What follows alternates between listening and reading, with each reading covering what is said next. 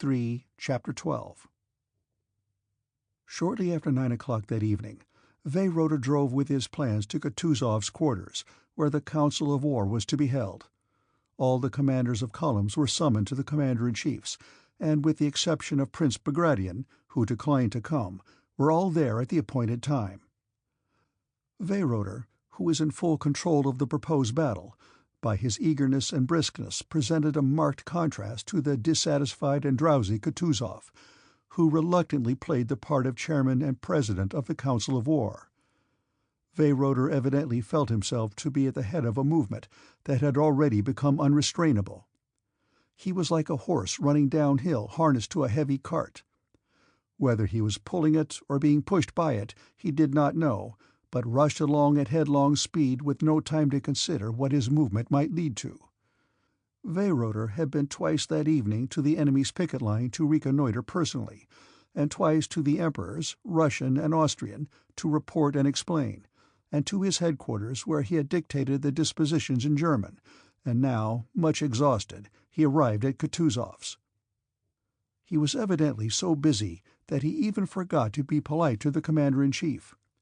He interrupted him, talked rapidly and indistinctly, without looking at the man he was addressing, and did not reply to questions put to him. He was bespattered with mud and had a pitiful, weary, and distracted air, though at the same time he was haughty and self-confident. Kutuzov was occupying a nobleman's castle of modest dimensions near Austerlitz. In the large drawing-room which had become the commander-in-chief's office were gathered Kutuzov himself, Weyrother, and the members of the Council of War. They were drinking tea, and only awaited Prince Bagration to begin the council. At last Bagration's orderly came with the news that the prince could not attend. Prince Andrew came in to inform the commander-in-chief of this, and availing himself of permission previously given him by Kutuzov to be present at the council, he remained in the room. "Since Prince Bagration is not coming, we may begin," said Weyrother, hurriedly rising from his seat and going up to the table, on which an enormous map of the environs of Brünn was spread out. Kutuzov, with his uniform unbuttoned so that his fat neck bulged over his collar as if escaping, was sitting almost asleep in a low chair, with his podgy old hands resting symmetrically on its arms. At the sound of Weyrother's voice he opened his one eye with an effort. "Yes, yes, if you please. It is already late," said he, and nodding his head he let it droop and again closed his eye. If at first the members of the council thought that Kutuzov was pretending to sleep, the sounds his nose emitted during the reading that followed proved that the commander-in-chief at that moment was absorbed by a far more serious matter than a desire to show his contempt for the dispositions or anything else. He was engaged in satisfying the irresistible human need for sleep. He really was asleep. Weyrother, with the gesture of a man too busy to lose a moment, glanced at Kutuzov, and, having convinced himself that he was asleep, took up a paper and, in a loud, monotonous voice, began to read out the dispositions for the impending battle, under a heading which he also read out. "Dispositions for an attack on the enemy position behind Kobelnitz and Sokolnitz, November 30, 1805. The dispositions were very complicated and difficult. They began as follows. "As the enemy's left wing rests on wooded hills, and his right extends along Kobelnitz and Sokolnitz beyond the ponds that are there, while we, on the other hand, with our left wing by far outflank his right, it is advantageous to attack the enemy's latter wing, especially if we occupy the villages of Sokolnitz and Kobelnitz, whereby we can both fall on his flank and pursue him over the plain between Schlappenitz and the Terrasse forest, avoiding the defiles of Schlappenitz and Belowitz, which cover the enemy's front. For this object it is necessary that the first column marches, the second column marches, the third column marches," and so on, read Weyrother. The general seemed to listen reluctantly to the difficult dispositions. The tall, fair-haired General Buxtehude stood, leaning his back against the wall, his eyes fixed on a burning candle, and seemed not to listen or even to wish to be thought to listen. Exactly opposite Weyrother, with his glistening, wide-open eyes fixed upon him and his moustache twisted upwards, sat the ruddy Miloradovich, in a military pose, his elbows turned outwards, his hands on his knees, and his shoulders raised. He remained stubbornly silent, gazing at Weyrother's face, and only turned away his eyes when the Austrian Chief of Staff finished reading. Then Miloradovich looked round significantly at the other generals, but one could not tell from that significant look whether he agreed or disagreed and was satisfied or not with the arrangements. Next to Weyrother sat Count Lageron, who, with a subtle smile that never left his typically southern French face during the whole time of the reading, gazed at his delicate fingers, which rapidly twirled by its corners a gold snuff-box on which was a portrait. In the middle of one of the longest sentences he stopped the rotary motion of the snuff-box, raised his head, and with inimical politeness lurking in the corners of his thin lips, interrupted Weyrother, wishing to say something. But the Austrian general, continuing to read, frowned angrily and jerked his elbows, as if to say, "You can tell me your views later, but now be so good as to look at the map and listen." Lageron lifted his eyes with an expression of perplexity, turned round to Miloradovich as if seeking an explanation, but meeting the latter's impressive but meaningless gaze, drooped his eyes sadly and again took to twirling his snuff-box. "A geography lesson," he muttered as if to himself, but loud enough to be heard. Prebozhuski, with respectful but dignified politeness, held his hand to his ear toward Weyrother, with the air of a man absorbed in attention. Dokhturov, a little man, sat opposite Weyrother, with an assiduous and modest mien, and stooping over the outspread map, conscientiously studied the dispositions and the unfamiliar locality. He asked Weyrother several times to repeat words he had not clearly heard, and the difficult names of villages. Weyrother complied, and Dokhturov noted them down. When the reading, which lasted more than an hour, was over, Lageron again brought his snuff-box to rest, and, without looking at Weyrother or at anyone in particular, began to say how difficult it was to carry out such a plan in which the enemy's position was assumed to be known, whereas it was perhaps not known, since the enemy was in movement. Lageron's objections were valid, but it was obvious that their chief aim was to show General Weyrother, who had read his dispositions with as much self-confidence as if he were addressing school-children, that he had to do, not with fools, but with men who could teach him something in military matters. When the monotonous sound of Weyrother's voice ceased, Kutuzov opened his eyes, as a miller wakes up when the soporific drone of the mill-wheel is interrupted. He listened to what Lageron said, as if remarking, "So, you are still at that silly business," quickly closed his eye again, and let his head sink still lower. Lageron, trying as virulently as possible to sting Weyrother's vanity as author of the military plan, argued that Bonaparte might easily attack instead of being attacked, and so render the whole of this plan perfectly worthless. Weyrother met all objections with a firm and contemptuous smile, evidently prepared beforehand to meet all objections, be they what they might. "If he could attack us, he would have done so today," said he. "So you think he is powerless?" said Lageron. "He has 40,000 men at most," replied Weyrother, with the smile of a doctor to whom an old wife wishes to explain the treatment of a case. "In that case, he is inviting his doom by awaiting our attack," said Lageron, with a subtly ironical smile, again glancing round for support to Miloradovich, who was near him. But Miloradovich was at that moment evidently thinking of anything rather than of what the generals were disputing about. "Ma foi," said he, "tomorrow we shall see all that on the battlefield." Weyrother again gave that smile which seemed to say that to him it was strange and ridiculous to meet objections from Russian generals, and to have to prove to them what he had not merely convinced himself of, but had also convinced the sovereign emperors of. "The enemy has quenched his fires, and a continual noise is heard from his camp," said he. "What does that mean? Either he is retreating, which is the only thing we need fear, or he is changing his position." He smiled ironically. "But even if he also took up a position in the terraza, he merely saves us a great deal of trouble, and all our arrangements to the minutest detail remain the same." "How is that?"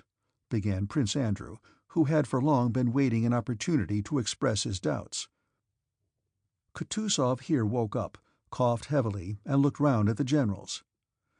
"Gentlemen, the dispositions for tomorrow, or rather for today, for it is past midnight, cannot now be altered," said he. "You have heard them, and we shall all do our duty. But before a battle there is nothing more important," he paused, "than to have a good sleep." He moved as if to rise. The generals bowed and retired. It was past midnight. Prince Andrew went out. The council of war, at which Prince Andrew had not been able to express his opinion as he had hoped to, left on him a vague and uneasy impression. Whether Dolgorukov and Weyrother, or Kutuzov, Langeron, and the others who did not approve of the plan of attack were right, he did not know. But was it really not possible for Kutuzov to state his views plainly to the Emperor? Is it possible that on account of court and personal considerations, tens of thousands of lives, and my life, he thought, must be risked? Yes, it is very likely that I shall be killed tomorrow, he thought. And suddenly, at this thought of death, a whole series of most distant, most intimate memories rose in his imagination.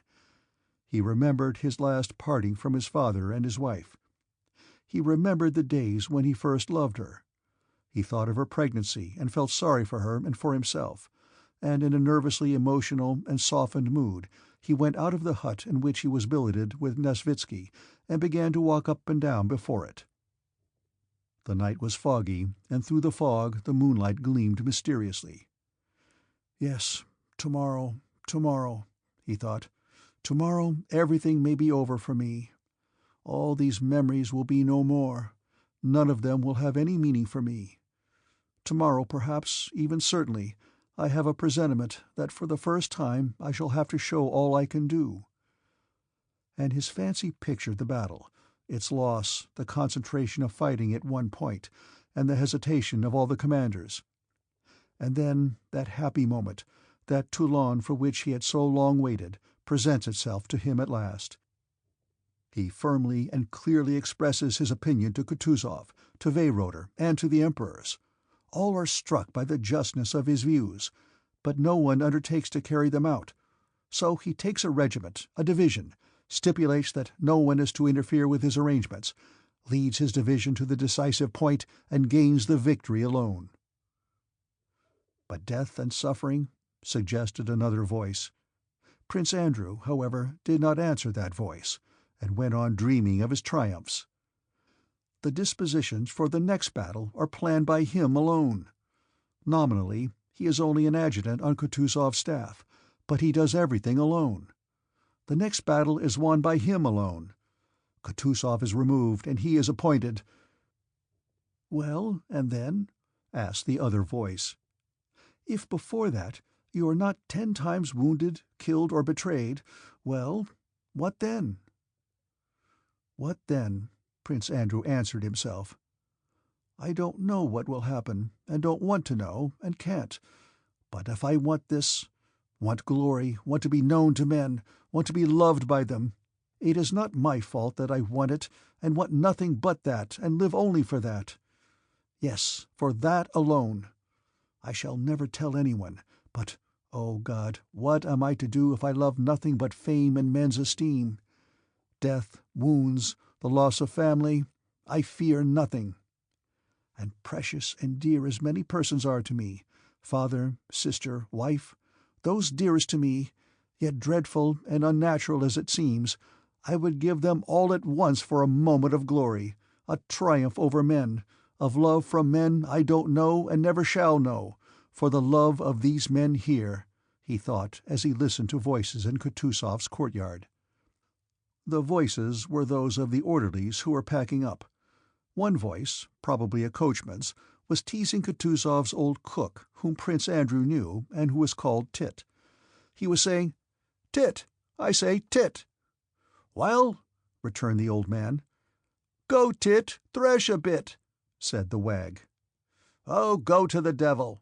called out a voice, drowned by the laughter of the orderlies and servants. "All the same, I love and value nothing but triumph over them all.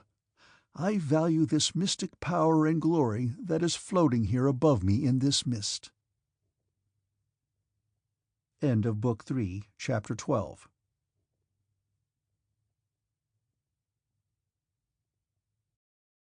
Book 3, Chapter 13. That same night, Rostov was with a platoon on skirmishing duty in front of Brigadion's detachment. His hussars were placed along the line in couples, and he himself rode along the line trying to master the sleepiness that kept coming over him. An enormous space, with our army's campfires dimly glowing in the fog, could be seen behind him. In front of him was misty darkness. Rostov could see nothing, peer as he would into that foggy distance.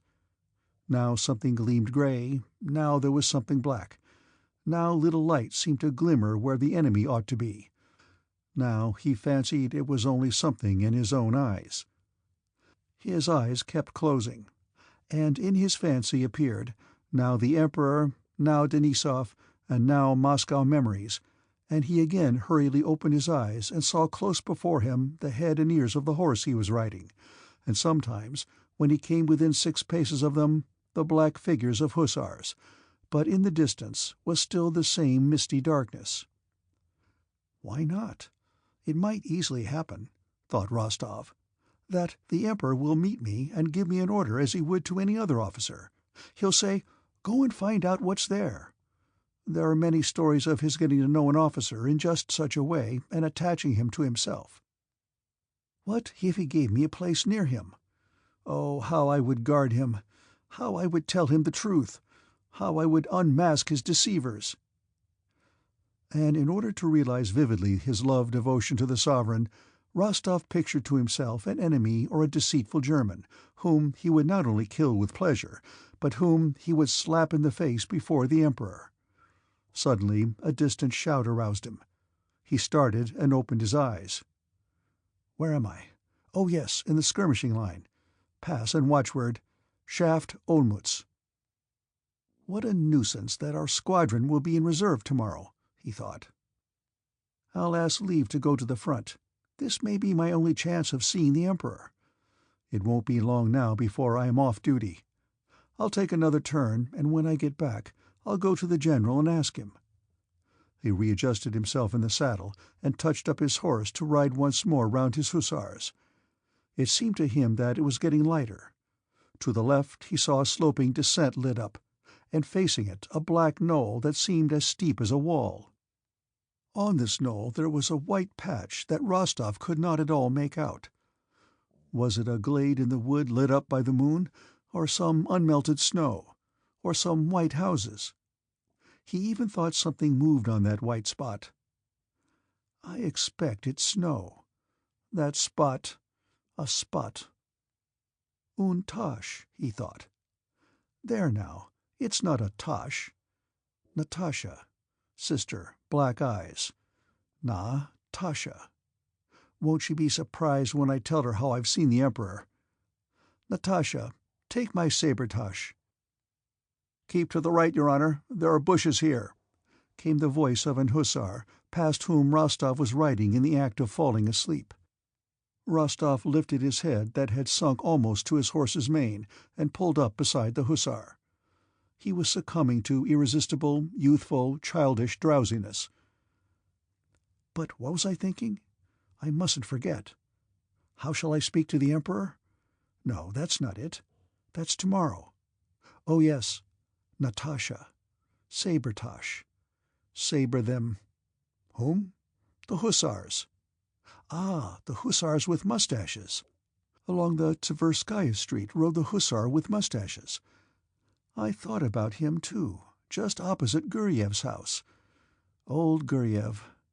Oh, but Denisov's a fine fellow. But that's all nonsense. The chief thing is that the Emperor is here. How he looked at me and wished to say something, but dared not. No, it was I who dared not. But that's nonsense.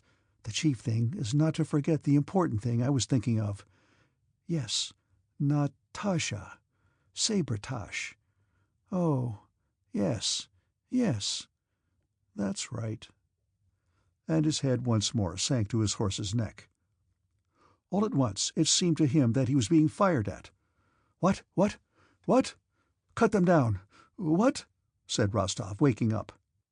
At the moment he opened his eyes he heard in front of him, where the enemy was, the long-drawn shouts of thousands of voices. His horse and the horse of the hussar near him pricked their ears at these shouts.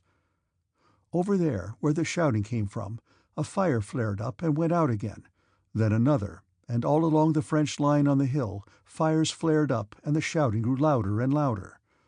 Rostov could hear the sound of French words, but could not distinguish them. The din of many voices was too great. All he could hear was "oh, oh, oh," and "What's that? What do you make of it?" said Rostov to the hussar beside him. "That must be the enemy's camp." The hussar did not reply. "Why, don't you hear it?" Rostov asked again, after waiting for a reply. "Who can tell, your honor?" replied the hussar reluctantly. "From the direction, it must be the enemy," repeated Rostov. "It may be he, or it may be nothing," muttered the hussar. "It's dark. Steady," he cried to his fidgeting horse. Rostov's horse was also getting restive. It pawed the frozen ground, pricking its ears at the noise and looking at the lights. The shouting grew still louder and merged into a general roar that only an army of several thousand men could produce. The lights spread farther and farther, probably along the line of the French camp. Rostov no longer wanted to sleep. The gay, triumphant shouting of the enemy army had a stimulating effect on him. "Vive l'Empereur! Vive l'Empereur!" he now heard distinctly. "They can't be far off, probably just beyond the stream," he said to the hussar beside him. The hussar only sighed without replying, and coughed angrily. The sound of horses' hoofs approaching at a trot along the line of hussars was heard, and out of the foggy darkness the figure of a sergeant of hussars suddenly appeared, looming huge as an elephant. "Your honor, the generals," said the sergeant, riding up to Rostov. Rostov, still looking round toward the fires and the shouts, rode with the sergeant to meet some mounted men who were riding along the line. One was on a white horse. Prince Bagration and Prince Dolgorukov with their adjutants had come to witness the curious phenomenon of the lights and shouts in the enemy's camp. Rostov rode up to Bagration, reported to him, and then joined the adjutants listening to what the generals were saying. "Believe me," said Prince Dolgorukov, addressing Bagration, "it is nothing but a trick. He has retreated and ordered the rearguard to kindle fires and make a noise to deceive us." "Hardly," said Bagration. "I saw them this evening on that knoll. If they have retreated, they would have withdrawn from that too. Officer," said Bagration to Rostov, "are the enemy's skirmishers still there?" "They were there this evening, but now I don't know, your Excellency. Shall I go with some of my hussars to see?" replied Rostov.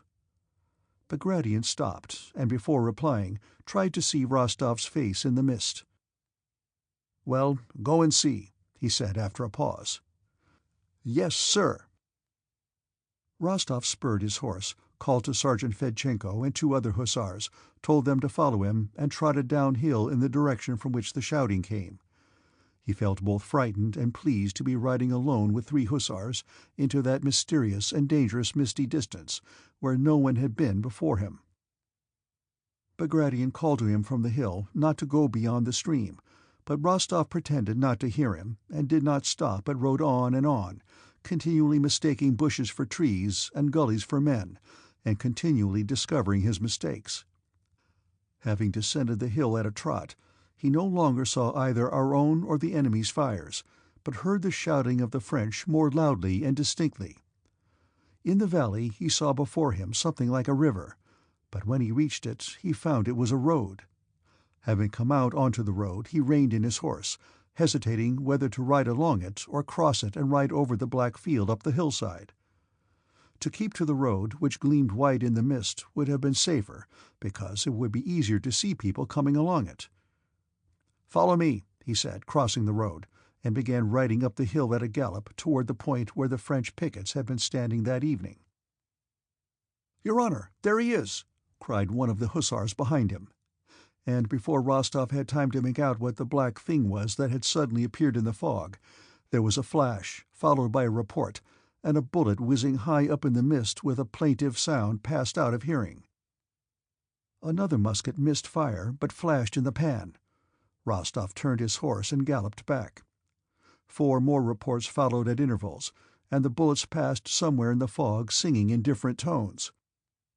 Rostov reined in his horse, whose spirits had risen like his own at the firing, and went back at a foot-pace.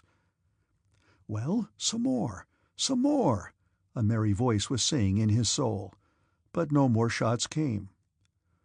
Only when approaching Bagration did Rostov let his horse gallop again, and with his hand at the salute rode up to the general.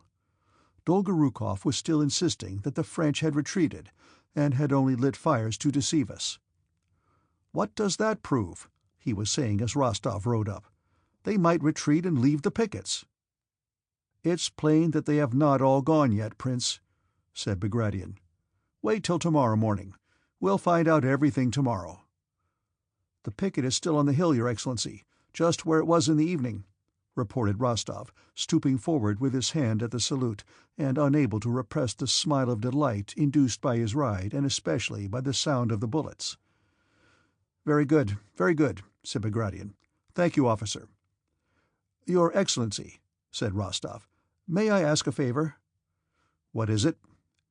"Tomorrow our squadron is to be in reserve. May I ask to be attached to the first squadron?" "What's your name?" "Count Rostov." "Oh, very well. You may stay in attendance on me." "Count Ilya Rostov's son?" asked Dolgorukov. But Rostov did not reply. "Then I may reckon on it, Your Excellency?" "I will give the order." "Tomorrow, very likely, I may be sent with some message to the Emperor," thought Rostov. "Thank God!" The fires and shouting in the enemy's army were occasioned by the fact that, while Napoleon's proclamation was being read to the troops, the Emperor himself rode round his bivouacs. The soldiers, on seeing him, lit wisps of straw and ran after him, shouting, "Vive l'Empereur!" Napoleon's proclamation was as follows: "Soldiers, the Russian army is advancing against you to avenge the Austrian army of Ulm. They are the same battalions you broke at Hollabrunn, and have pursued ever since to this place. The position we occupy is a strong one, and while they are marching to go round me on the right, they will expose a flank to me. Soldiers, I will myself direct your battalions. I will keep out of fire if you with your habitual valor carry disorder and confusion into the enemy's ranks, but should victory be in doubt, even for a moment, you will see your Emperor exposing himself to the first blows of the enemy, for there must be no doubt of victory, especially on this day when what is at stake is the honor of the French infantry, so necessary to the honor of our nation. Do not break your ranks on the plea of removing the wounded. Let every man be fully imbued with the thought that we must defeat these hirelings of England, inspired by such hatred of our nation. This victory will conclude our campaign, and we can return to winter quarters, where fresh French troops who are being raised in France will join us, and the peace I shall conclude will be worthy of my people, of you, and of myself. Napoleon. End of Book 3, Chapter 13.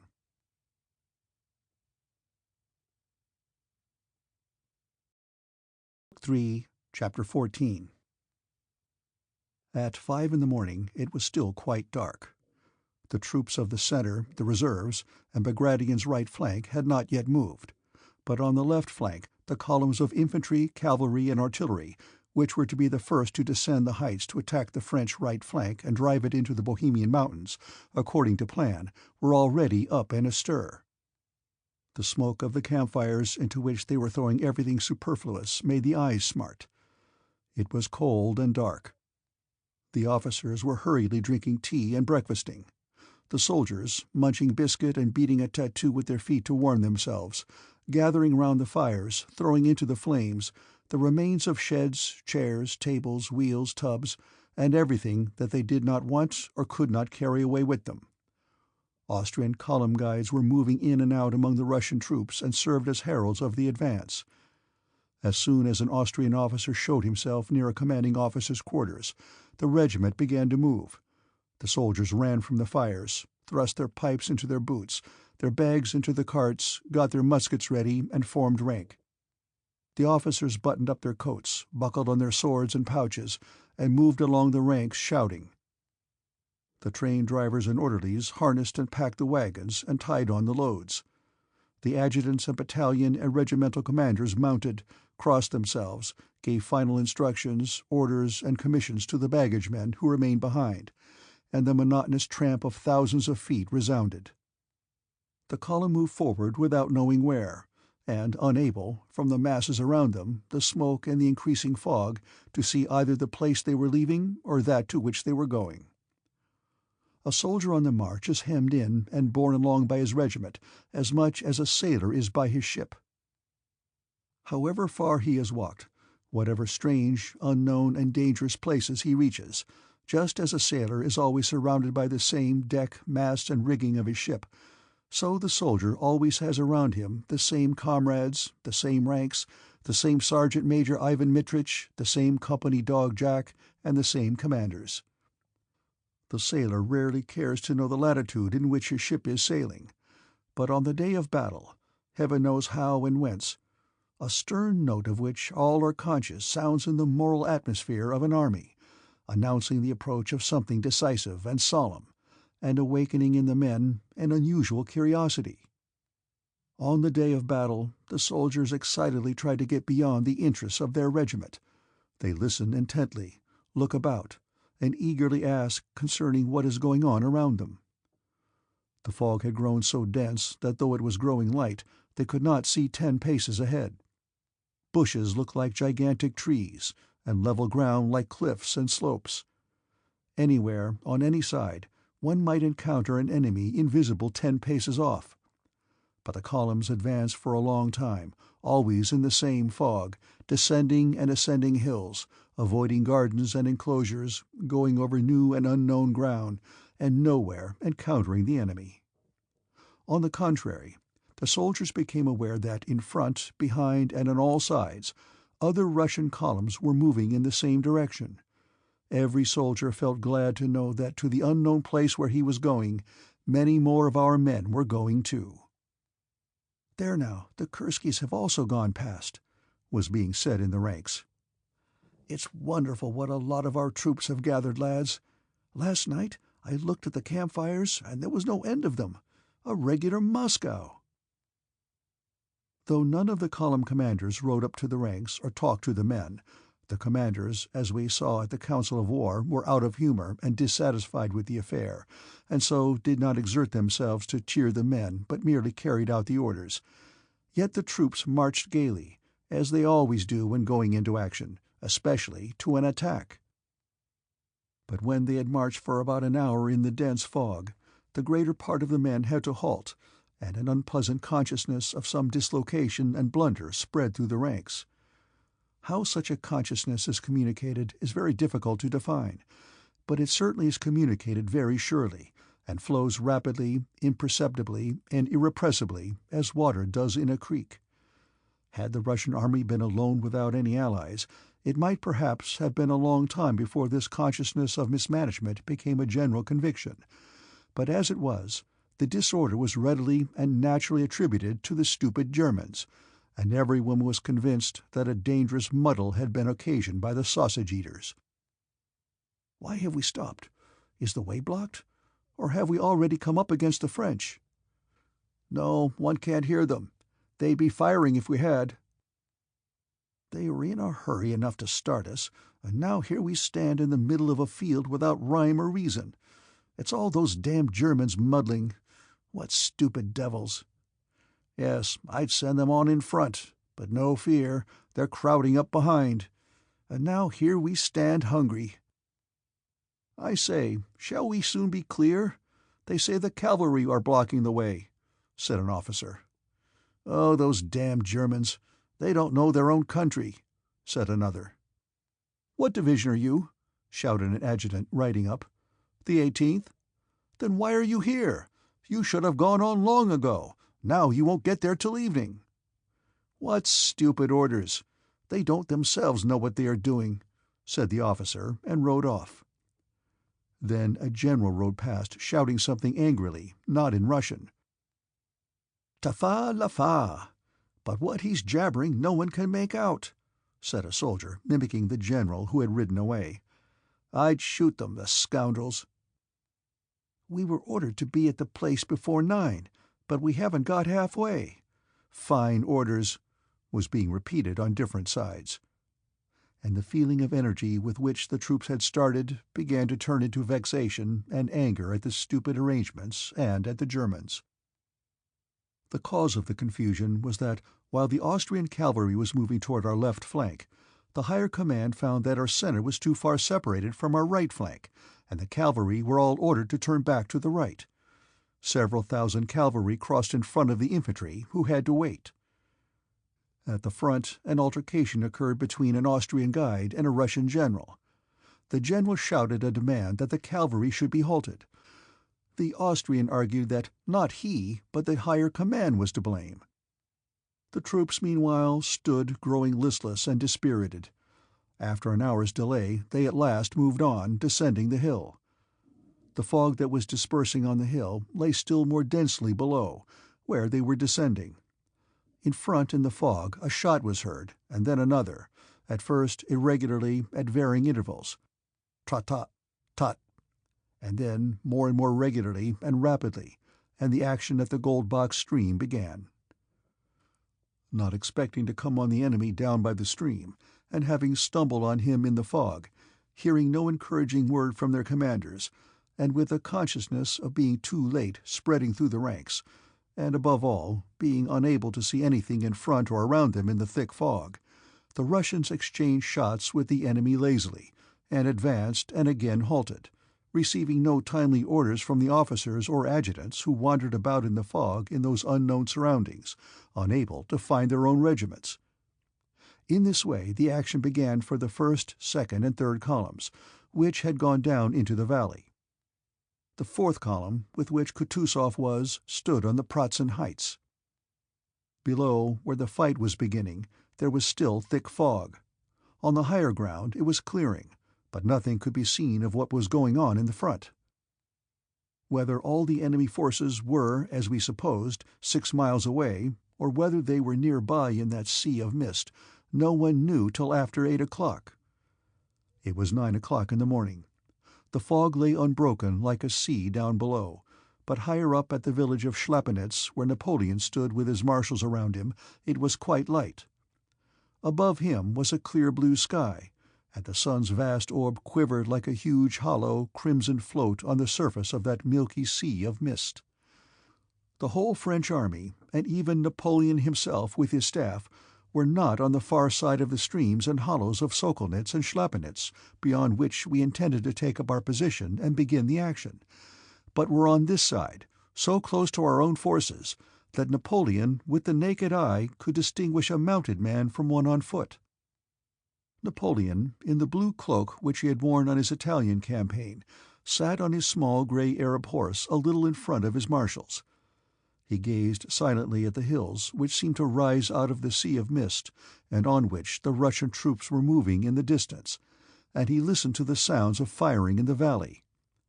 Not a single muscle of his face, which in those days was still thin, moved. His gleaming eyes were fixed intently on one spot. His predictions were being justified. Part of the Russian force had already descended into the valley toward the ponds and lakes, and part were leaving these Pratzen heights which he intended to attack, and regarded as the key to the position. He saw over the mist that in a hollow between 2 hills near the village of Pratzen, the Russian columns, their bayonets glittering, were moving continuously in one direction toward the valley, and disappearing one after another into the mist. From information he had received the evening before, from the sounds of wheels and footsteps heard by the outposts during the night, by the disorderly movement of the Russian columns, and from all indications, he saw clearly that the Allies believed him to be far away in front of them, and that the columns were moving near Pratzen constituted the center of the Russian army, and that that center was already sufficiently weakened to be successfully attacked.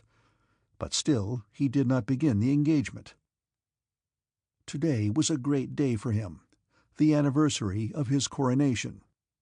Before dawn he had slept for a few hours, and refreshed, vigorous, and in good spirits, he mounted his horse and rode out into the field in that happy mood in which everything seems possible and everything succeeds. He sat motionless, looking at the heights visible above the mist, and his cold face wore that special look of confident, self-complacent happiness that one sees on the face of a boy happily in love. The Marshal stood behind him, not venturing to distract his attention. He looked now at the Pratzen Heights, now at the sun floating up out of the mist. When the sun had entirely emerged from the fog, and fields and mist were aglow with dazzling light, as if he had only awaited this to begin the action, he drew the glove from his shapely white hand, made a sign with it to the marshals, and ordered the action to begin.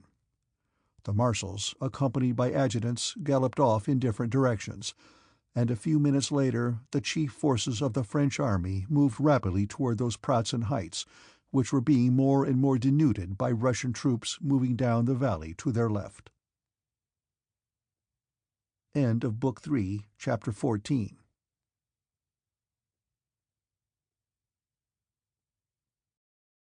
At the head of the fourth column, Miloradovich's, the one that was to take the place of Przebrzewski's and Langeron's columns, which had already gone down into the valley. He greeted the men of the foremost regiment and gave them the order to march, thereby indicating that he intended to lead that column himself. When he had reached the village of Pratzen, he halted. Prince Andrew was behind, among the immense number forming the commander-in-chief's suite. He was in a state of suppressed excitement and irritation, though controlledly calm as a man is at the approach of a long-awaited moment. He was firmly convinced that this was the day of his Toulon, or his bridge of Arcola. How it would come about he did not know, but he felt sure it would do so. The locality and the position of our troops were known to him as far as they could be known to anyone in our army. His own strategic plan, which obviously could not now be carried out, was forgotten. Now, entering into Weyrother's plan, Prince Andrew considered possible contingencies, and formed new projects such as might call for his rapidity of perception and decision. To the left down below in the mist, the musketry fire of unseen forces could be heard. It was there Prince Andrew thought the fight would concentrate. There we shall encounter difficulties. And there, thought he, I shall be sent with a brigade or division, and there, standard in hand, I shall go forward and break whatever is in front of me. He could not look calmly at the standards of the passing battalions. Seeing them, he kept thinking, that may be the very standard with which I shall lead the army. In the morning, all that was left of the night mist on the heights was a hoarfrost now turning to dew, but in the valleys it still lay like a milk-white sea. Nothing was visible in the valley to the left into which our troops had descended, and from whence came the sounds of firing. Above the heights was the dark, clear sky, and to the right the vast orb of the sun. In front, far off on the farther shore of that sea of mist, some wooded hills were discernible, and it was there the enemy probably was, for something could be descried. On the right the guards were entering the misty region with a sound of hoofs and wheels and now and then a gleam of bayonets. To the left, beyond the village, similar masses of cavalry came up and disappeared in the sea of mist. In front and behind moved infantry. The commander-in-chief was standing at the end of the village, letting the troops pass by him. That morning Kutuzov seemed worn and irritable. The infantry passing before him came to a halt without any command being given, apparently obstructed by something in front. "Do order them to form into battalion columns and go round the village," he said angrily to a general who had ridden up. "Don't you understand, Your Excellency, my dear sir, that you must not defile through narrow village streets when we are marching against the enemy?" "I intended to reform them beyond the village, Your Excellency," answered the general. Kutuzov laughed bitterly. "You'll make a fine thing of it, deploying in sight of the enemy. Very fine." "The enemy is still far away, Your Excellency, according to the dispositions." "The dispositions!" exclaimed Kutuzov bitterly. "Who told you that? Kindly do as you are ordered." "Yes, sir." "My dear fellow," Nesvitsky whispered to Prince Andrew, "the old man is as surly as a dog." An Austrian officer in a white uniform with green plumes in his hat galloped up to Kutuzov and asked him in the Emperor's name, had the fourth column advanced into action? Kutuzov turned round without answering, and his eye happened to fall upon Prince Andrew, who was beside him. Seeing him, Kutuzov's malevolent and caustic expression softened, as if admitting that what was being done was not his adjutant's fault, and still not answering the Austrian adjutant, he addressed Bolkonsky. "Go, my dear fellow, and see whether the 3rd Division has passed the village. Tell it to stop and await my orders." Hardly had Prince Andrew started than he stopped him. "And ask whether sharpshooters have been posted," he added. "What are they doing? What are they doing?" he murmured to himself, still not replying to the Austrian. Prince Andrew galloped off to execute the order. Overtaking the battalions that continued to advance, he stopped the 3rd Division and convinced himself that there really were no sharpshooters in front of our columns. The colonel at the head of the regiment was much surprised at the commander-in-chief's order to throw out skirmishers.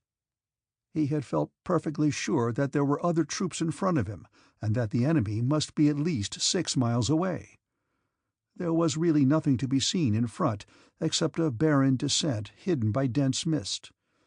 Having given orders in the commander-in-chief's name to rectify this omission, Prince Andrew galloped back. Kutuzov, still in the same place, his stout body resting heavily in the saddle with the lassitude of age, sat yawning wearily with closed eyes. The troops were no longer moving, but stood with the butts of their muskets on the ground. All right," he said to Prince Andrew, and turned to a general who, watch in hand, was saying it was time they started, as all the left flank columns had already descended. "Plenty of time, Your Excellency," muttered Kutuzov in the midst of a yawn. "Plenty of time," he repeated. Just then, at a distance behind Kutuzov, was heard the sound of regiments saluting, and this sound rapidly came nearer along the whole extended line of the advancing Russian columns. Evidently, the person they were greeting was riding quickly. When the soldiers of the regiment in front of which Kutuzov was standing began to shout, he rode a little to one side and looked round with a frown. Along the road from Pratzen galloped what looked like a squadron of horsemen in various uniforms. 2 of them rode side by side in front at full gallop. One in a black uniform with white plumes on his hat rode a bobtailed chestnut horse. The other, who was in a white uniform, rode a black one. These were the 2 emperors, followed by their suites. Kutuzov, affecting the manners of an old soldier at the front, gave the command, "Attention!" and rode up to the emperors with a salute. His whole appearance and manner were suddenly transformed. He put on the air of a subordinate who obeys without reasoning. With an affectation of respect which evidently struck Alexander unpleasantly, he rode up and saluted. This unpleasant impression merely flitted over the young and happy face of the Emperor like a cloud of haze across a clear sky, and vanished. After his illness, he looked rather thinner that day than on the field of Olmütz, where Bolkonsky had seen him for the first time abroad, but there was still the same bewitching combination of majesty and mildness in his fine grey eyes, and on his delicate lips the same capacity for varying expression, and the same prevalent appearance of good-hearted, innocent youth. At the Olmütz review he had seemed more majestic. Here he seemed brighter and more energetic. He was slightly flushed after galloping 2 miles, and reining in his horse he sighed restfully and looked round at the faces of his suite, young and animated as his own. Czartoryski, Novosiltsev, Prince Volkonsky, Stroganov, and the others, all richly dressed gay young men on splendid, well-groomed, fresh, only slightly heated horses, exchanging remarks and smiling, had stopped behind the Emperor. The Emperor Francis, a rosy, long-faced young man, sat very erect on his handsome black horse, looking about him in a leisurely and preoccupied manner. He beckoned to one of his white adjutants and asked him some question. Most likely he is asking at what o'clock they started, thought Prince Andrew, watching his old acquaintance with a smile he could not repress as he recalled his reception at Brünn. In the Emperor's suite were the picked young orderly officers of the Guard and Line regiments, Russian and Austrian. Among them were grooms leading the Tsar's beautiful relay horses covered with embroidered cloths.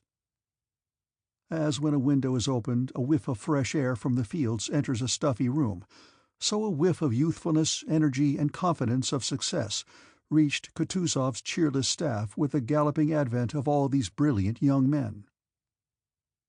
"Why aren't you beginning, Michael Ilyarovitch?" said the Emperor Alexander hurriedly to Kutuzov, glancing courteously at the same time at the Emperor Francis. "I am waiting, Your Majesty," answered Kutuzov, bending forward respectfully. The Emperor, frowning slightly, bent his ear forward as if he had not quite heard. "Waiting, Your Majesty," repeated Kutuzov. Prince Andrew noted that Kutuzov's upper lip twitched unnaturally as he said the word waiting. "Not all the columns have formed up yet, Your Majesty." The Tsar heard, but obviously did not like the reply. He shrugged his rather round shoulders and glanced at Novosiltsev, who was near him, as if complaining of Kutuzov. "You know, Michael Ilyarovitch, we are not on the Empress Field, where a parade does not begin till all the troops are assembled," said the Tsar, with another glance at the Emperor Francis, as if inviting him, if not to join in, at least to listen to what he was saying. But the Emperor Francis continued to look about him and did not listen. "That is just why I do not begin, sire," said Kutuzov in a resounding voice, apparently to preclude the possibility of not being heard, and again something in his face twitched. "That is just why I do not begin, sire, because we are not on parade and not on the Emperor's Field," said he clearly and distinctly. In the Emperor's suite all exchanged rapid looks that expressed dissatisfaction and reproach. Old though he may be, he should not, he certainly should not speak like that, their glances seemed to say. The Tsar looked intently and observantly into Kutuzov's eye, waiting to hear whether he would say anything more. But Kutuzov, with respectfully bowed head, seemed also to be waiting. The silence lasted for about a minute. "However, if you command it, Your Majesty," said Kutuzov, lifting his head and again assuming his former tone of a dull, unreasoning, but submissive general. He touched his horse, and having called Miloradovich, the commander of the column, gave him the order to advance. The troops again began to move, and 2 battalions of the Novgorod and 1 of the Apsheron regiment went forward past the Emperor. As this Apsheron battalion marched by, the red-faced Miloradovich, without his greatcoat, with his orders on his breast and an enormous tuft of plumes in his cocked hat, worn on one side with its corners front and back, galloped strenuously forward, and with a dashing salute reined in his horse before the Emperor. "God be with you, General," said the Emperor. "Ma foi, sire, nous ferons ce qui sera dans notre possibilité, sire." "Indeed, sire, we shall do everything it is possible to do, sire," he answered gaily, raising nevertheless ironic smiles among the gentlemen of the Tsar's suite by his poor French. Miloradovich wheeled his horse sharply and stationed himself a little behind the Emperor. The Apsheron men, excited by the Tsar's presence, passed in step before the Emperors and their suites at a bold, brisk pace. "Lads!" shouted Miloradovich in a loud, self-confident and cheery voice, obviously so elated by the sound of firing, by the prospect of battle, and by the sight of the gallant Apsherons, his comrades in Suvarov's time, now passing so gallantly before the Emperors that he forgot the sovereign's presence. "Lads, it's not the first village you've had to take," cried he. "Glad to do our best," shouted the soldiers. The Emperor's horse started at the sudden cry. This horse that had carried the sovereign at reviews in Russia bore him also here on the field of Austerlitz, enduring the heedless blows of his left foot, and pricking its ears at the sound of shots just as it had done on the Emperor's field, not understanding the significance of the firing, nor of the nearness of the Emperor Francis' black cob, nor of all that was being said, thought, and felt that day by its rider. The Emperor turned with a smile to one of his followers and made a remark to him, pointing to the gallant Apsherons. End of Book 3, Chapter 15.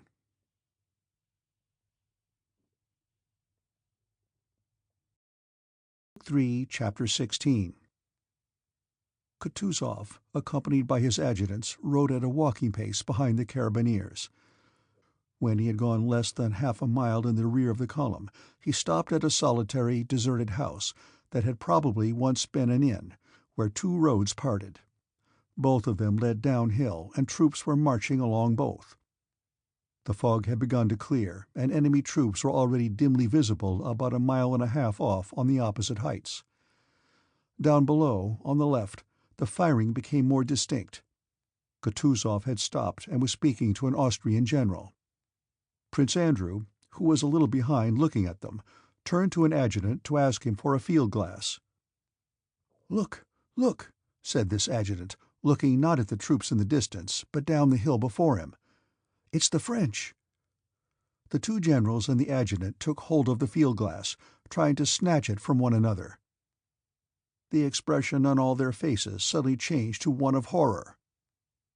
The French were supposed to be a mile and a half away, but had suddenly and unexpectedly appeared just in front of us. "It's the enemy? No. Yes, see, it is. For certain. But how is that?" said different voices.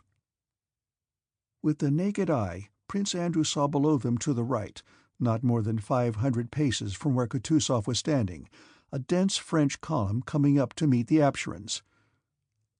"Here it is. The decisive moment has arrived. My turn has come," thought Prince Andrew, and striking his horse he rode up to Kutuzov. "The Apsherons must be stopped, Your Excellency," cried he. But at that very instant a cloud of smoke spread all round, firing was heard quite close at hand, and a voice of naive terror barely 2 steps from Prince Andrew shouted, "Brothers, all's lost!" And at this, as if at a command, everyone began to run. Confused and ever-increasing crowds were running back to where 5 minutes before the troops had passed the Emperors. Not only would it have been difficult to stop that crowd, it was even impossible not to be carried back with it oneself. Bolkonsky only tried not to lose touch with it, and looking around bewildered and unable to grasp what was happening in front of him. Nesvitsky, with an angry face, red and unlike himself, was shouting to Kutuzov that if he did not ride away at once he would certainly be taken prisoner. Kutuzov remained in the same place, and without answering drew out a handkerchief. Blood was flowing from his cheek. Prince Andrew forced his way to him. "You are wounded?" he asked, hardly able to master the trembling of his lower jaw. "The wound is not here, it is there," said Kutuzov, pressing the handkerchief to his wounded cheek and pointing to the fleeing soldiers. "Stop them!" he shouted, and at the same moment, probably realizing that it was impossible to stop them, spurred his horse and rode to the right. A fresh wave of the flying mob caught him and bore him back with it.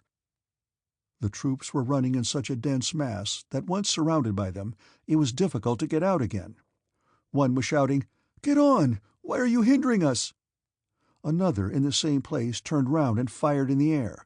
A third was striking the horse Kutuzov himself rode. Having by a great effort got away to the left from that flood of men, Kutuzov, with his suite diminished by more than half, rode toward a sound of artillery fire nearby. Having forced his way out of the crowd of fugitives, Prince Andrew, trying to keep near Kutuzov, saw on the slope of the hill amid the smoke a Russian battery that was still firing, and Frenchmen running toward it. Higher up stood some Russian infantry, neither moving forward to protect the battery, nor backward with the fleeing crowd. A mounted general separated himself from the infantry and approached Kutuzov. Of Kutuzov's suite only 4 remained. They were all pale and exchanged looks in silence. "Stop those wretches!" gasped Kutuzov to the regimental commander, pointing to the flying soldiers. But at that instant, as if to punish him for those words, bullets flew hissing across the regiment and across Kutuzov's suite like a flock of little birds. The French had attacked the battery, and seeing Kutuzov were firing at him. After this volley, The regimental commander clutched at his leg. Several soldiers fell, and a second lieutenant who was holding the flag let it fall from his hands. It swayed and fell, but caught on the muskets of the nearest soldiers. The soldiers started firing without orders. "Oh, oh, oh," groaned Kutuzov despairingly, and looked around. "Bolkonsky," he whispered, his voice trembling from a consciousness of the feebleness of age. "Bolkonsky," he whispered, pointing to the disordered battalion and at the enemy. "What's that?" But before he had finished speaking, Prince Andrew, feeling tears of shame and anger choking him, had already leapt from his horse and run to the standard. "Forward, lads!" he shouted in a voice piercing as a child's. Here it is, thought he, seizing the staff of the standard and hearing with pleasure the whistle of bullets evidently aimed at him. Several soldiers fell. "Hurrah!" shouted Prince Andrew, and scarcely able to hold up the heavy standard, he ran forward with full confidence that the whole battalion would follow him. And really, he only ran a few steps alone. One soldier moved, and then another, and soon the whole battalion ran forward shouting, "Hurrah!" and overtook him. A sergeant of the battalion ran up and took the flag that was swaying from its weight in Prince Andrew's hands, but he was immediately killed. Prince Andrew again seized the standard, and dragging it by the staff, ran on with the battalion. In front he saw our artillerymen, some of whom were fighting, while others, having abandoned their guns, were running toward him. He also saw French infantry soldiers who were seizing the artillery horses and turning the guns round. Prince Andrew and the battalion were already within 20 paces of the cannon. He heard the whistle of bullets above him unceasingly, and to right and left of him soldiers continually groaned and dropped. But he did not look at them. He looked only at what was going on in front of him, at the battery. He now saw clearly the figure of a red-haired gunner with his shako knocked awry, pulling one end of a mop while a French soldier tugged at the other. He could distinctly see the distraught yet angry expression on the faces of these two men, who evidently did not realize what they were doing. "What are they about?" thought Prince Andrew as he gazed at them. "Why doesn't the red-haired gunner run away as he is unarmed? Why doesn't the Frenchman stab him? He will not get away before the Frenchman remembers his bayonet and stabs him." And really another French soldier, trailing his musket, ran up to the struggling men, and the fate of the red-haired gunner, who had triumphantly secured the mop and still did not realize what awaited him, was about to be decided. But Prince Andrew did not see how it ended.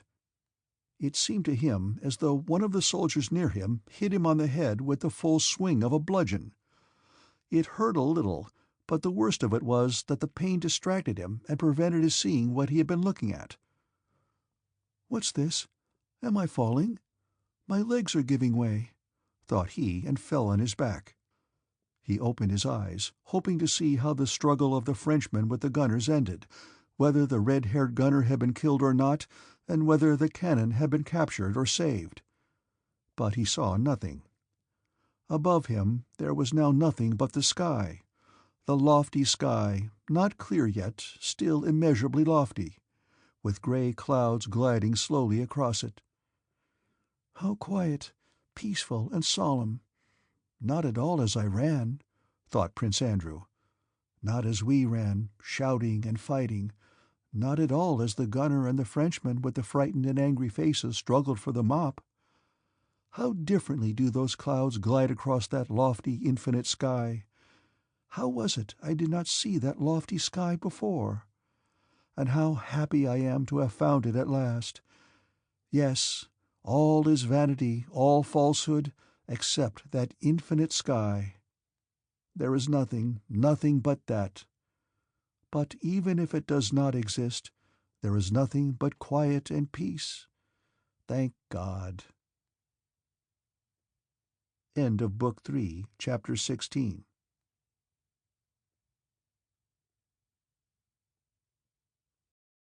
3, Chapter 17. On our right flank, commanded by Bagration, at 9 o'clock the battle had not yet begun. Not wishing to agree to Dolgorukov's demand to commence the action, and wishing to avert responsibility from himself, Prince Bagration proposed to Dolgorukov to send to inquire of the commander-in-chief. Bagration knew that as the distance between the two flanks was more than 6 miles, even if the messenger were not killed, which he very likely would be, and found the commander-in-chief, which would be very difficult, he would not be able to get back before evening. Bagration cast his large, expressionless, sleepy eyes round his suite, and the boyish face of Rostov, breathless with excitement and hope, was the first to catch his eye. He sent him. "And if I should meet His Majesty before I meet the Commander-in-Chief, Your Excellency?" said Rostov, with his hand to his cap. "You can give the message to His Majesty," said Dolgorukov, hurriedly interrupting Bagration.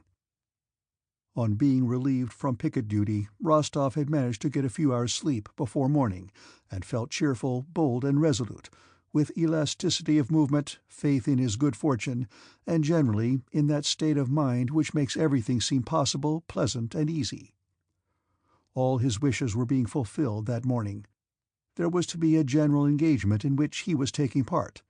More than that, he was orderly to the bravest general, and still more, he was going with a message to Kutuzov, perhaps even to the sovereign himself.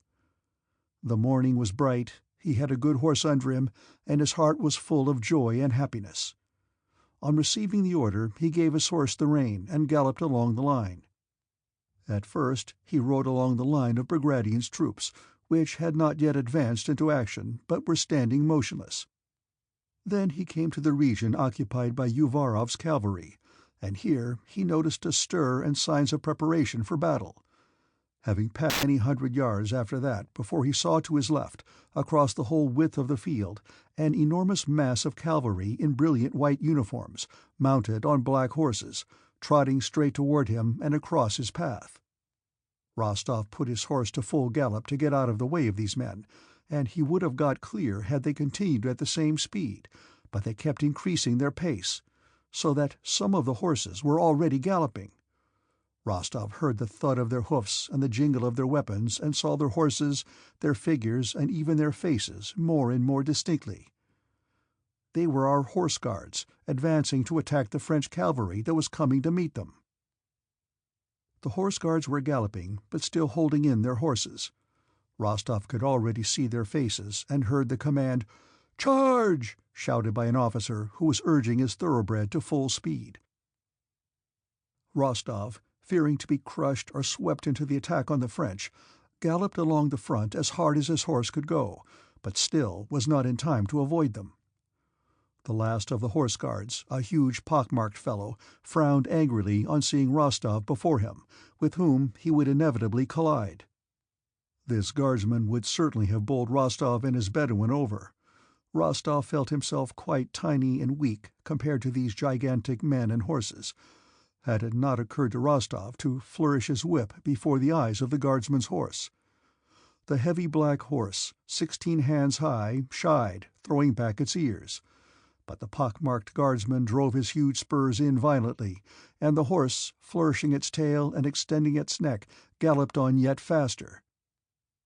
Hardly had the horse guards passed Rostov before he heard them shout, "Hurrah!" and looking back, saw that their foremost ranks were mixed up with some foreign cavalry with red epaulets, probably French. He could see nothing more, for immediately afterwards cannon began firing from somewhere and smoke enveloped everything. At that moment, as the horse guards, having passed him, disappeared in the smoke, Rostov hesitated whether to gallop after them or to go where he was sent. This was the brilliant charge of the horse guards that amazed the French themselves. Rostov was horrified to hear later that of all that mass of huge and handsome men, of all those brilliant, rich youths, officers and cadets who had galloped past him on their 1,000-ruble horses, only 18 were left after the charge. "Why should I envy them?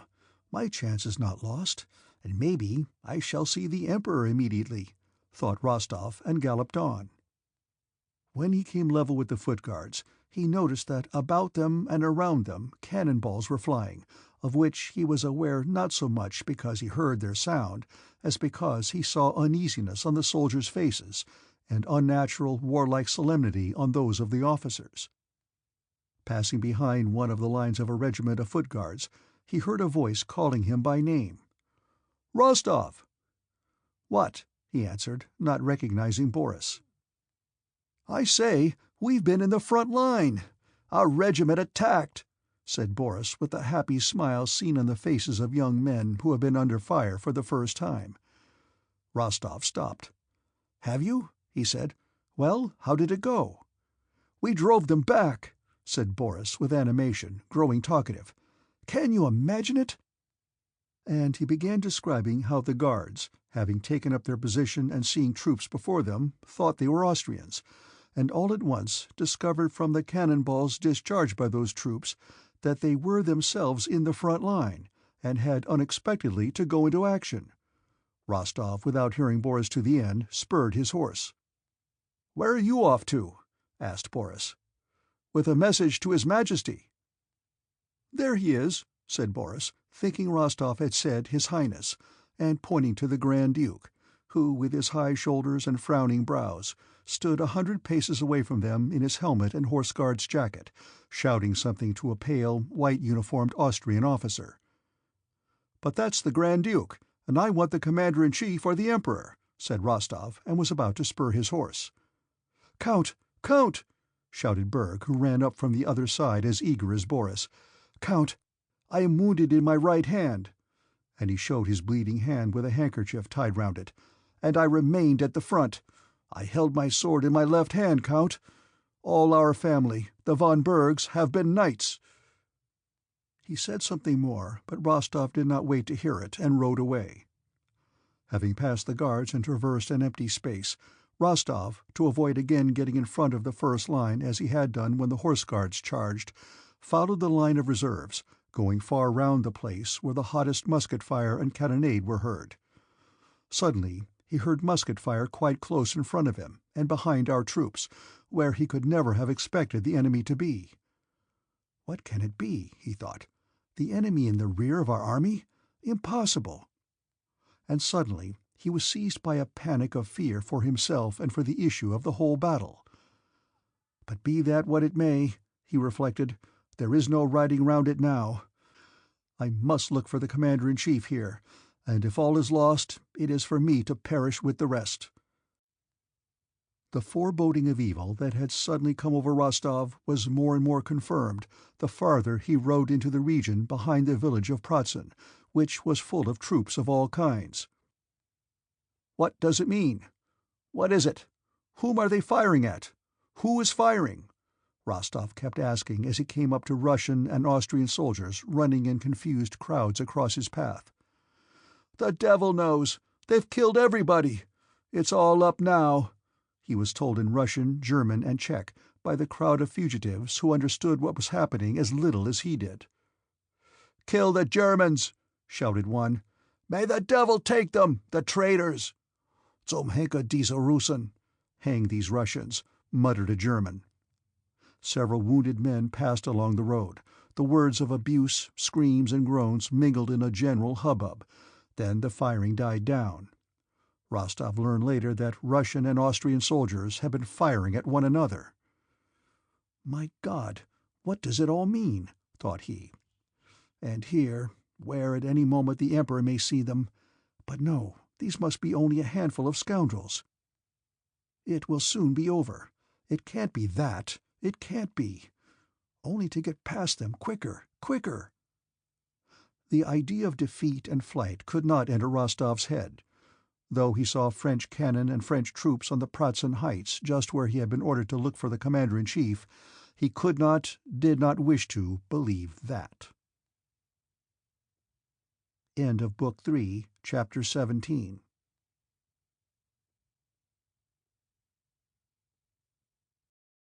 Book 3, Chapter 18.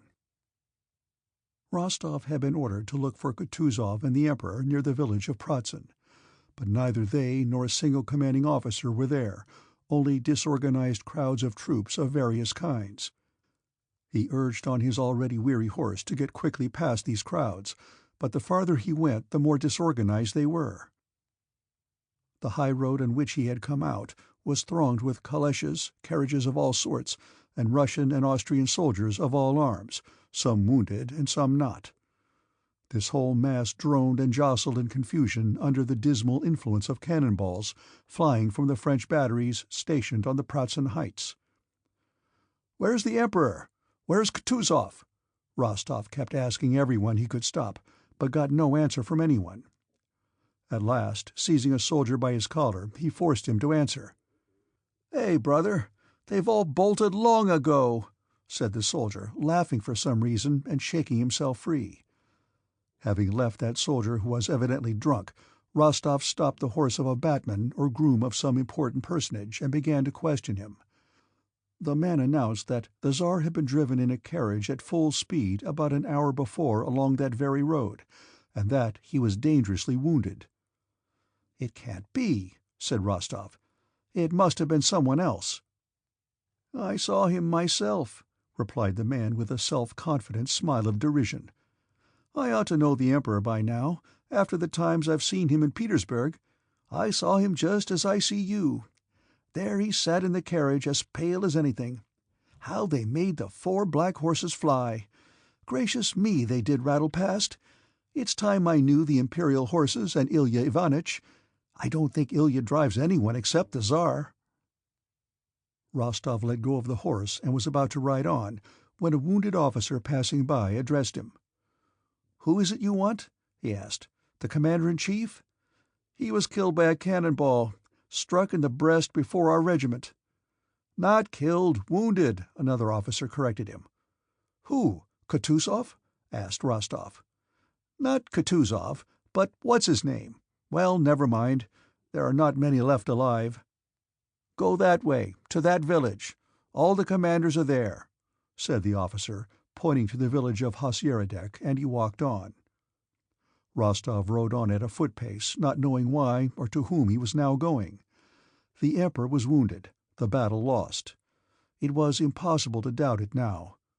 Rostov rode in the direction pointed out to him, in which he saw turrets and a church. What need to hurry? What was he now to say to the Tsar or to Kutuzov, even if they were alive and unwounded? "Take this road, Your Honor. That way you will be killed at once," a soldier shouted to him. "They'd kill you there." "Oh, what are you talking about?" said another. "Where is he to go? That way is nearer." Rostov considered, and then went in the direction where they said he would be killed. "It's all the same now. If the Emperor is wounded, am I to try to save myself?" he thought. He rode on to the region where the greatest number of men had perished in fleeing from Pratzen. The French had not yet occupied that region, and the Russians, the uninjured and slightly wounded, had left it long ago. All about the field, like heaps of manure on well-kept ploughland, lay from 10 to 15 dead and wounded to each couple of acres. The wounded crept together in 2s and 3s, and one could hear their distressing screams and groans, sometimes feigned, or so it seemed to Rostov. He put his horse to a trot to avoid seeing all these suffering men, and he felt afraid.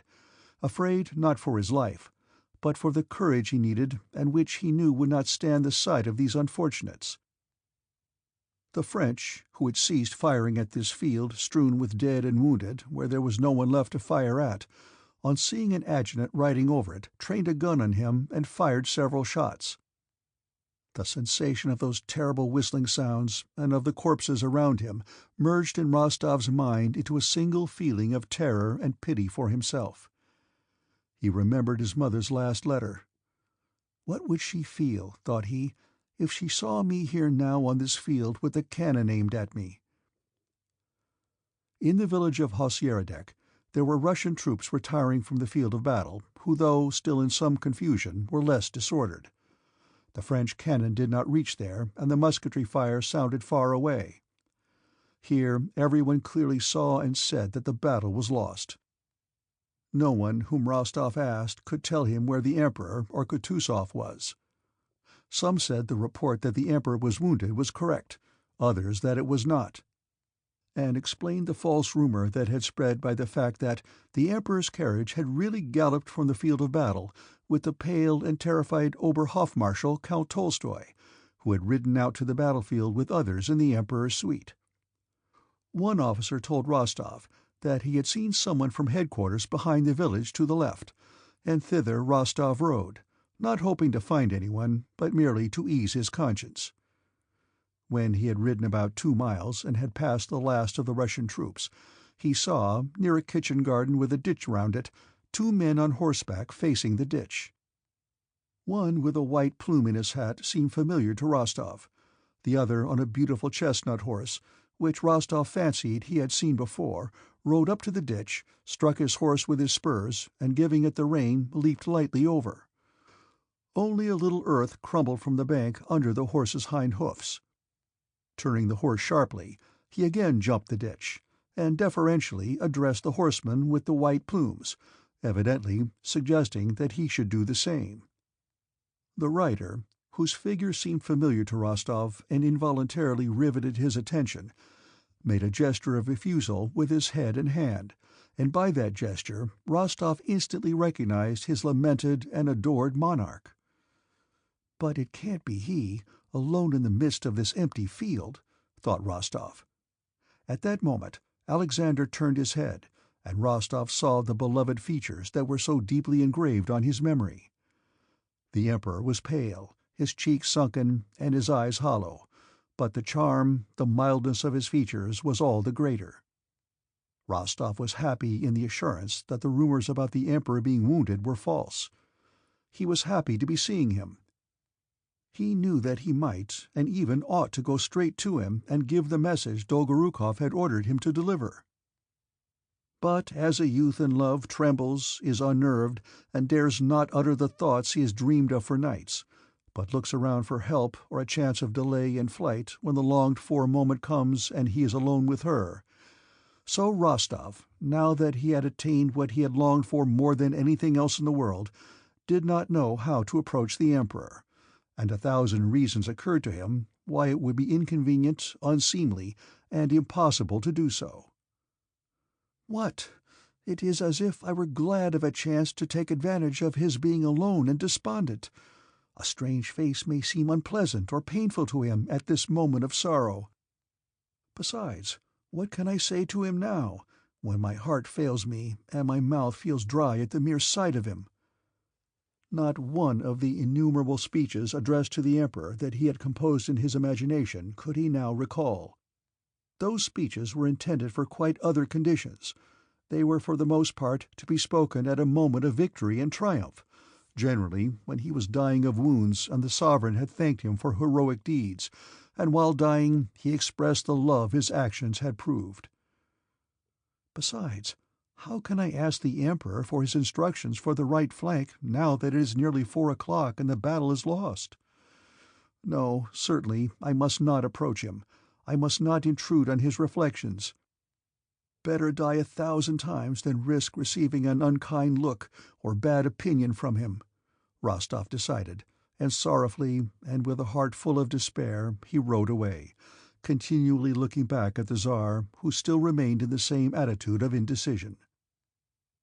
While Rostov was thus arguing with himself and riding sadly away, Captain von Toll chanced to ride to the same spot, and seeing the Emperor at once rode up to him, offered his services, and assisted him to cross the ditch on foot. The Emperor, wishing to rest and feeling unwell, sat down under an apple tree, and von Toll remained beside him. Rostov from a distance saw with envy and remorse how von Toll spoke long and warmly to the Emperor, and how the Emperor, evidently weeping, covered his eyes with his hand and pressed von Toll's hand. "And I might have been in his place," thought Rostov, and hardly restraining his tears of pity for the Emperor, he rode on in utter despair, not knowing where to or why he was now riding. His despair was all the greater from feeling that his own weakness was the cause of his grief. He might, not only might, but should have gone up to the sovereign. It was a unique chance to show his devotion to the Emperor, and he had not made use of it. "What have I done?" thought he. And he turned round and galloped back to the place where he had seen the Emperor, but there was no one beyond the ditch now. Only some carts and carriages were passing by. From one of the drivers he learned that Kutuzov's staff were not far off, in the village the vehicles were going to. Rostov followed them. In front of him walked Kutuzov's groom leading horses in horse-cloths. Then came a cart, and behind that walked an old, bandy-legged domestic serf in a peaked cap and sheepskin coat. "Tit! I say tit!" said the groom. "What?" answered the old man absent-mindedly. "Go, Tit! Thresh a bit!" "Oh, you fool!" said the old man, spitting angrily. Some time passed in silence, and then the same joke was repeated. Before 5 in the evening the battle had been lost at all points.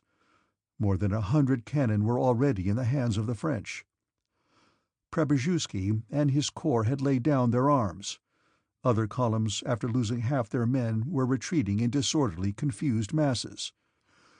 The remains of Langeron's and Dokhturov's mingled forces were crowding around the dams and banks of the ponds near the village of August.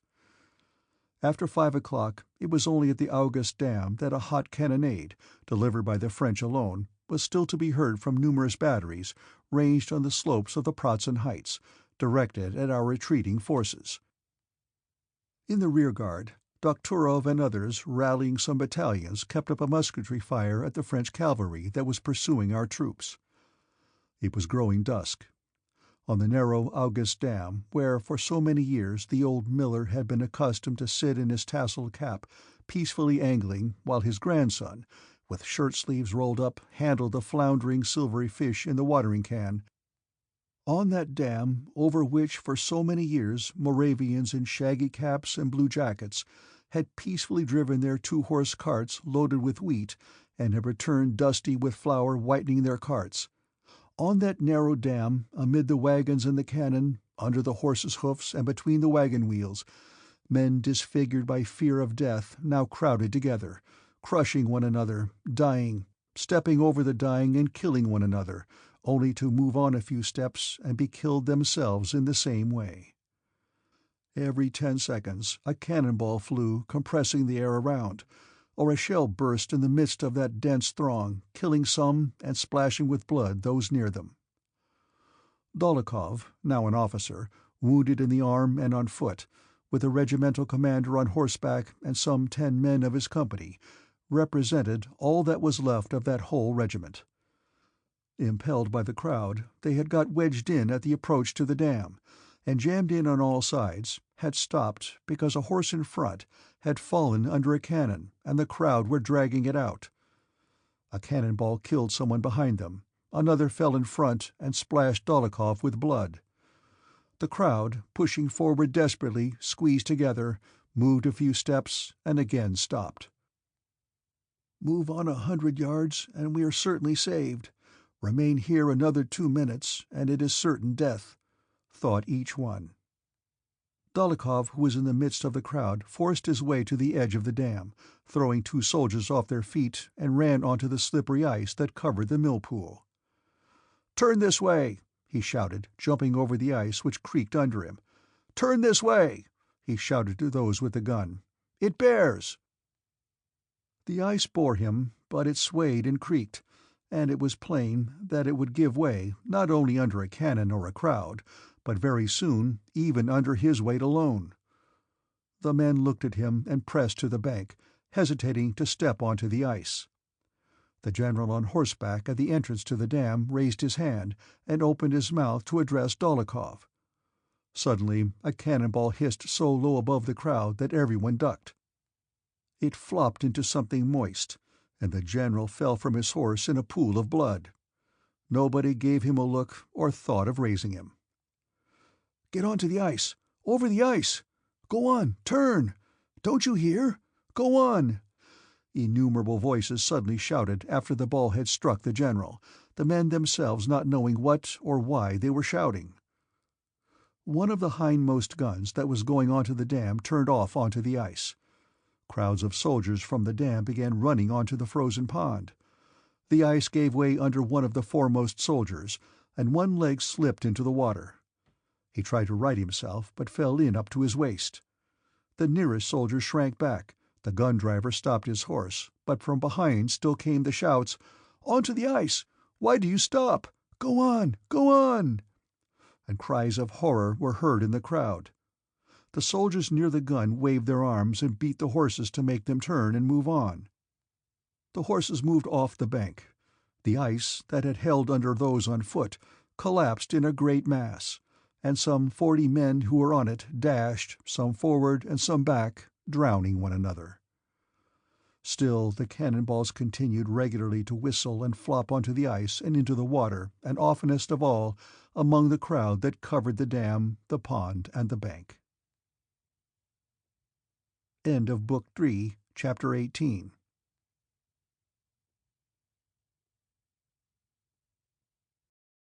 Book 3, Chapter 19. On the Pratzen Heights, where he had fallen with the flagstaff in his hand, lay Prince Andrew Bolkonsky, bleeding profusely and unconsciously uttering a gentle, piteous, and childlike moan. Toward evening he ceased moaning and became quite still. He did not know how long his unconsciousness lasted. Suddenly he again felt that he was alive and suffering from a burning, lacerating pain in his head. "Where is it, that lofty sky that I did not know till now but saw today?" was his first thought. "And I did not know this suffering either," he thought. "Yes, I did not know anything at all till now. But where am I?" He listened and heard the sound of approaching horses and voices speaking French. He opened his eyes. Above him again was the same lofty sky with clouds that had risen and were floating still higher, and between them gleamed blue infinity. He did not turn his head and did not see those who, judging by the sound of hoofs and voices, had ridden up and stopped near him. It was Napoleon, accompanied by 2 aides-de-camp. Bonaparte, riding over the battlefield, had given final orders to strengthen the batteries firing at the Auguste Dam, and was looking at the killed and wounded left on the field. "Fine men," remarked Napoleon, looking at a dead Russian grenadier, who, with his face buried in the ground and a blackened nape, lay on his stomach with an already stiffened arm flung wide. "The ammunition for the guns in position is exhausted, Your Majesty," said an adjutant who had come from the batteries that were firing at Auguste. "Have some brought from the reserve," said Napoleon, and having gone on a few steps, he stopped before Prince Andrew, who lay on his back with the flagstaff that had been dropped beside him. The flag had already been taken by the French as a trophy. "That's a fine death," said Napoleon as he gazed at Bolkonsky. Prince Andrew understood that this was said of him, and that it was Napoleon who said it. He heard the speaker addressed as "Sire," but he heard the words as he might have heard the buzzing of a fly. Not only did they not interest him, but he took no notice of them and at once forgot them. His head was burning, he felt himself bleeding to death, and he saw above him the remote, lofty, and everlasting sky. He knew it was Napoleon, his hero, but at that moment Napoleon seemed to him such a small, insignificant creature compared with what was passing now between himself and that lofty, infinite sky with the clouds flying over it. At that moment it meant nothing to him who might be standing over him or what was said of him. He was only glad that people were standing near him, and only wished that they would help him and bring him back to life, which seemed to him so beautiful now that he had today learned to understand it so differently. He collected all his strength to stir and utter a sound. He feebly moved his leg and uttered a weak, sickly groan which aroused his own pity. "Ah, he is alive," said Napoleon. "Lift this young man up and carry him to the dressing station." Having said this, Napoleon rode on to meet Marshal Lannes, who, hat in hand, rode up smiling to the Emperor to congratulate him on the victory. Prince Andrew remembered nothing more. He lost consciousness from the terrible pain of being lifted onto the stretcher, the jolting while being moved, and the probing of his wound at the dressing station. He did not regain consciousness till late in the day, when, with other wounded and captured Russian officers, he was carried to the hospital. During this transfer he felt a little stronger, and was able to look about him and even speak. The first words he heard on coming to his senses were those of a French convoy officer, who said rapidly, "We must halt here. The Emperor will pass here immediately.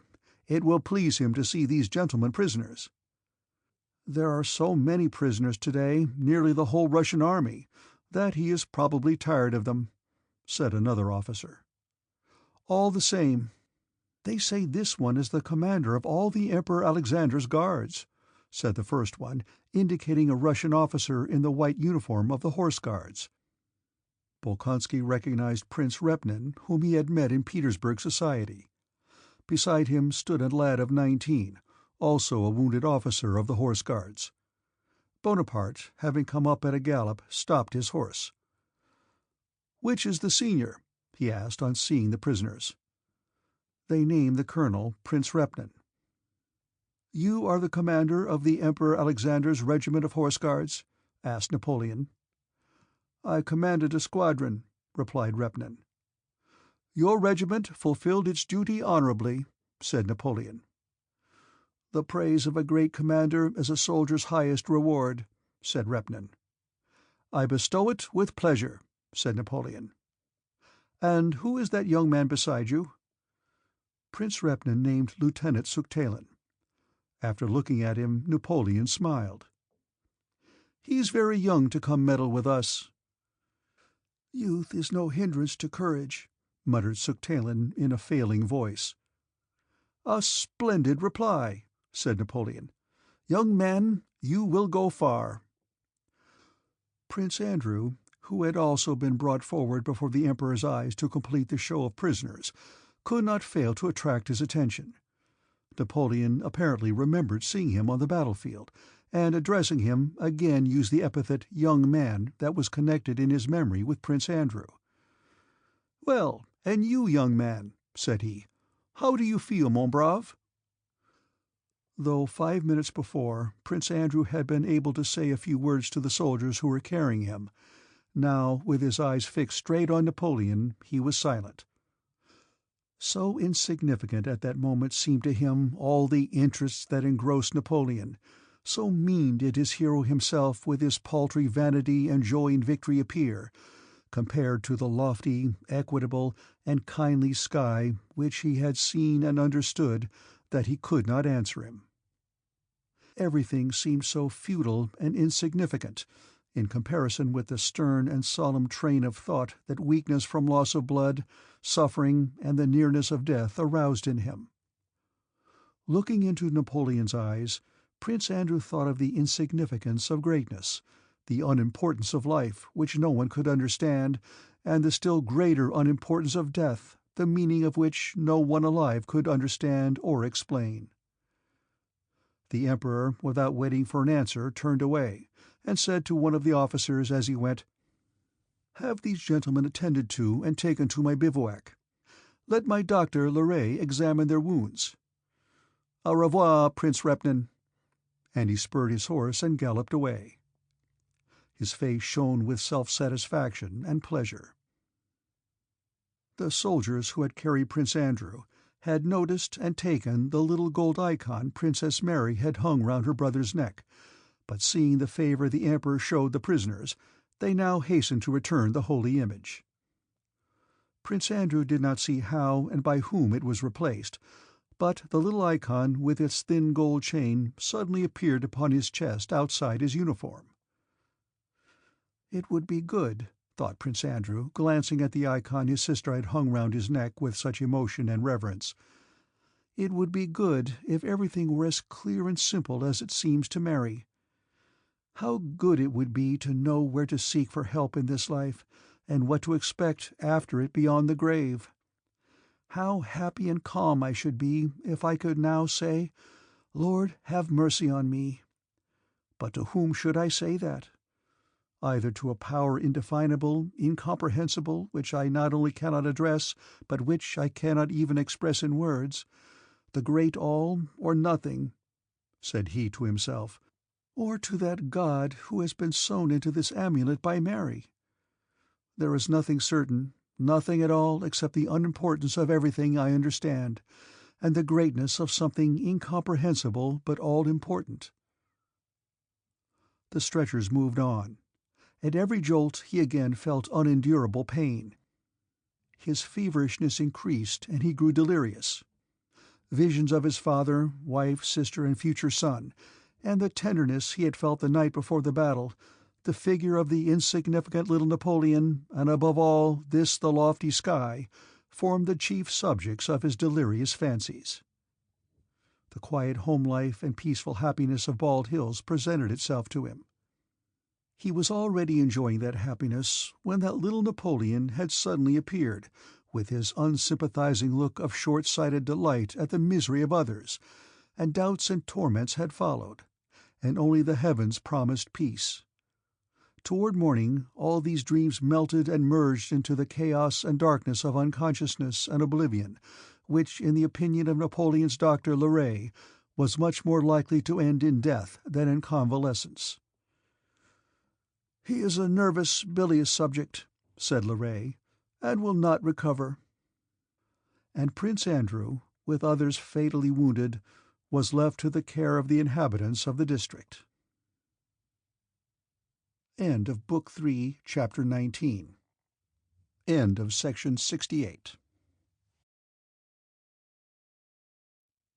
The End of War and Peace, Volume 1, by Leo Tolstoy. Translated by Elmer Maude.